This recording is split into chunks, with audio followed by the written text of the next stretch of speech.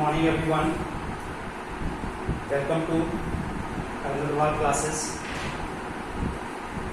Last time मैंने आप लोगों को cosec inverse and part inverse function explain किया था. आज मैं कुछ प्रॉब्लम्स आप लोगों को बता रहा हूँ और ये प्रॉब्लम देखिए आप लोग सेक इनवर्स कॉसिक इनवर्स पर प्रॉब्लम है. Find the principal value of sec inverse 2/√3 and sec inverse minus 2. कोई प्रिंसिपल वैल्यू का क्वेश्चन आप लोगों के एग्जामिनेशन में जरूर आता है कि इसकी प्रिंसिपल वैल्यू फाइंड कीजिए. देखो प्रिंसिपल वैल्यू तभी निकलती है जब सभी आपको प्रिंसिपल वैल्यू ब्रांच सभी 6 फंक्शन आपको प्रिंसिपल वैल्यू ब्रांच पता होना चाहिए, सेक फंक्शन की भी पता होना चाहिए, सेक इनवर्स फंक्शन की भी पता होना चाहिए. देखिए यहाँ पर जब ये सेक इनवर्स 2/√3 है, ये कंपोजिशन है सेक एंड सेक इनवर्स का.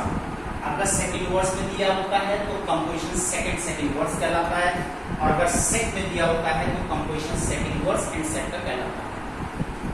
तो यहाँ पर सेक एक्स की प्रिंसिपल वैल्यू है belongs to 0 to π/2 union π/2 π.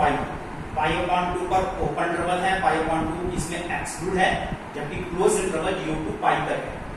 Sec inverse 2/√3 sec inverse 2/√3 को हमने सेक में कन्वर्ट किया है π/6.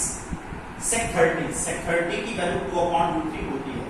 अब बस केवल हमको ये देखना होता है कि ये एंगल जो π/6 आ रहा है कंपोजिशन से वो इस प्रिंसिपल वैल्यू ब्रांच को बिलोंग करना चाहिए. 0 to π/2 यूनियन π/2 π इसको ये बिलोंग कर रहा है, that's why it is π/6. Similarly sec inverse -2 that is sec inverse sec -2 को सेकंड क्वाड्रेंट में लिखा गया है, दैट इज 2π/3. अब यहाँ पर इसके 2π/3 आ रही है जो इस प्रिंसिपल वैल्यू ब्रांच को बिलोंग करती है, that's why it is also 2π/3. तो डियर स्टूडेंट्स इस तरह से हम यहाँ पर प्रिंसिपल वैल्यूज को कैलकुलेट करते हैं. एक और क्वेश्चन देखिए, find the domain of 2x + 1. कभी कभी ये आता है कि डोमेन भी कैलकुलेट कीजिए.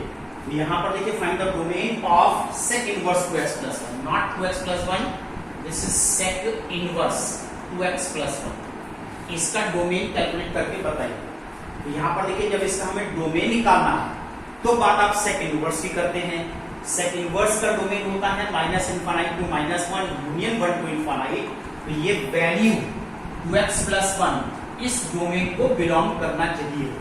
तो 2x + 1 देखिए यहाँ पर -∞ to -1 यानी -1 से लेस देन इक्वल टू है, या फिर 1 to ∞ more than equal to 1 है. इस तरह से यहाँ पर ये लीनियर इक्वेशन आ जाती है.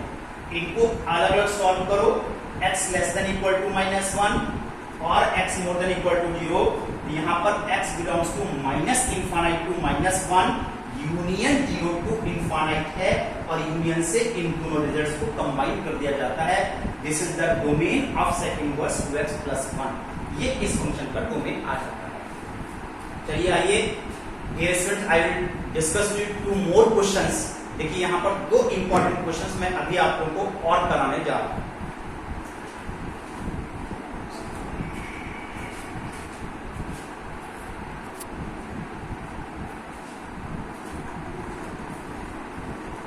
Now see 2 more important questions. The inverse √3 minus sec inverse -2 plus cosec inverse 2/√3.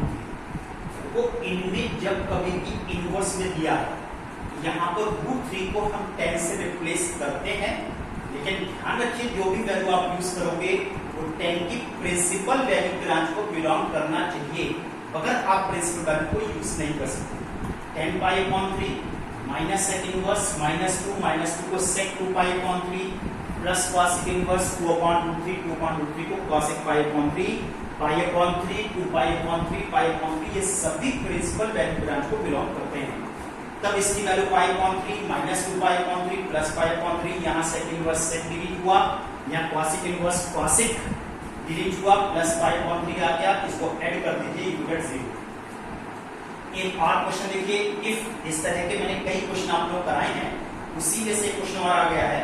If cosec inverse x plus cosec inverse y plus cosec inverse z is equal to -3π/2.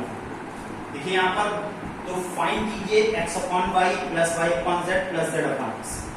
We know that minimum value of cosec inverse x is minus pi upon 2। Minimum value minus pi upon 2 है, इससे छोटी value नहीं हो सकती which attains at x is equal to -1 और जो कि -1 पर अटेंड होती है। तो cosec inverse x plus cosec inverse y plus cosec inverse z, अगर आपको ये -3 पाई अपॉन 2 दिया है, ये पॉसिबल है कि हम इस -3 पाई अपॉन 2 को -पाई अपॉन 2 प्लस -पाई अपॉन 2 प्लस -पाई अपॉन 2 3 टर्म्स में डिवाइड कर दें। तो यहाँ से cosec इनवर्स x की वैल्यू -पाई अपॉन 2 हो जाती है। Then x is equal to cosec minus y upon 2 which is -1। Similarly y भी -1 आ रहा है, z भी -1 आ रहा है। बस ये सभी वैल्यू इस एक्सप्रेशन पुट कर दीजिए, -1 upon -1 plus -1 upon -1 plus -1 upon -1, और इसको आप लोग कैलकुलेट कर सकते हैं 1 प्लस 1 प्लस 1 you get 3। इस तरह से हमारे पास इसका सॉल्यूशन आ जाता है। Now dear students, keep revising, wrote down your homework, that is up to exercise 4.5। यहाँ तक वर्क आप लोग का फिनिश हो चुका है, यहाँ तक आप लोग क्वेश्चंस कर लीजिए, और जो भी क्वेश्चन नहीं आता है मुझसे वो आप लोग डिस्कस कर लीजिए। That's all today, good day।